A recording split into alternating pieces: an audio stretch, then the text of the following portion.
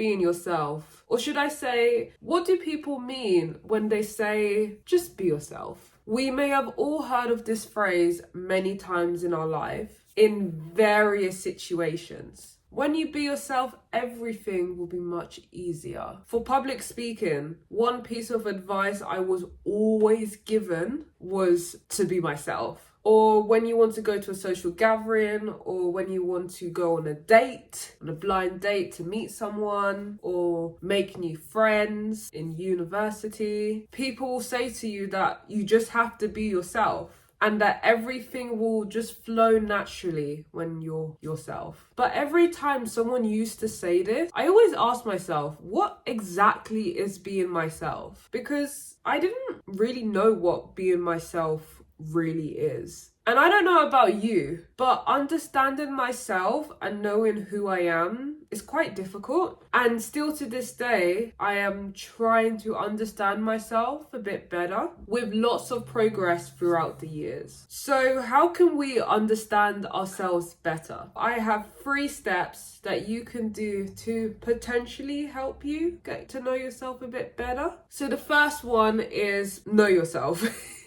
So I'm going to ask you 2 questions that you were probably asked some point when you were in reception, if you're in the UK, or kindergarten, if you're in the US, or wherever you may be. And they are, first, what makes you happy? Perhaps you love to crochet, maybe you love to knit, maybe you love to watch TV shows. And look, watching TV shows, if that makes you happy, it's nothing to be ashamed about at all. And plus, it is personal to you, so who cares?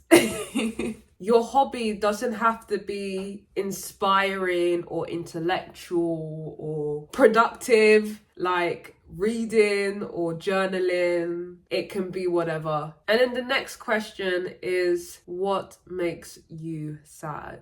You may have to think about these 2 questions. Very simple questions, but they have lots and lots and lots of different answers, which are going to be unique from person to person. Take your time to think of those few things. And when answering these 2 questions, I think it's good to keep a record of it. Maybe put it into your notebook, your notes on your phone, on your laptop, wherever. And over time, when you maybe keep a record of it daily or weekly, you will see a change perhaps in what you like, what makes you happy, and what makes you sad. And potentially through that can help you understand yourself a bit better. Understanding what you like and what you dislike, what makes you happy and what makes you sad, is, I would say, one of the first main sort of important steps on understanding yourself better. So the second step is acceptance. Accept who you are. Now, what we are going to do is we are going to write down a list of our strengths and weaknesses. Actually, now that I'm saying it, it sounds a bit intense when I say strengths and weaknesses. So let's change that and say our positive traits and our areas for growth. Yeah, I think that sounds better. Yeah. What positive traits do you have? No one is perfect. We don't live in a perfect world, because if we did, everyone would be happy. And we ourselves are not perfect as well. And that is totally fine. Perfection is just a concept, guys. It's a concept that doesn't actually exist. I mean, that's what I think anyway. You may not think that, but that's up to you. But I believe that perfection does not exist. It is just a concept that we work towards, but never actually achieve. I mean, like, can you mention anyone that is perfect? Can you? And linking back to your positive traits and areas of growth, self-evaluating yourself can be hard, especially if you're not used to doing it. if you're not used to reflecting on yourself and journaling, it's going to be hard because you have to really think deeply about yourself. However, one thing that I found quite helpful is to ask friends and families or people that are close to me and ask them what they think are my positive traits and my areas of growth, because they would know me and they would know you quite well enough. And then you can use that to self-evaluate yourself. Number 3 is to stop caring about others. Well, stop caring about what other people think of you. Let's say that. Envy is the thief of joy. Comparing yourself to other people can do more harm than good. Did you hear that I said the word can instead of is? Because I understand that sometimes it is acceptable to compare yourself to others. Now hear me out, guys. Hear me out. Hear me out. Well, I believe that it is very natural and sort of part of human culture, part of us to compare ourselves to others. It is natural to do so. That's what I believe anyway. So we cannot completely eliminate the concept of comparing ourselves to others because it's just natural to us. That's what I think. But what we can do is change the way we think and our mindset when comparing ourselves to others. In secondary school, or some of you may know as high school, I compared myself to some of my classmates who were excelling in academics, specifically in English language and English literature. Those were the 2 subjects that I struggled in the most for a while. And whenever I compared myself to some of my classmates who were doing so well, incredibly well at English literature and English language, I saw them as a motivation to keep studying and prove to myself that I can succeed in English language and English literature, which I did. Woohoo me!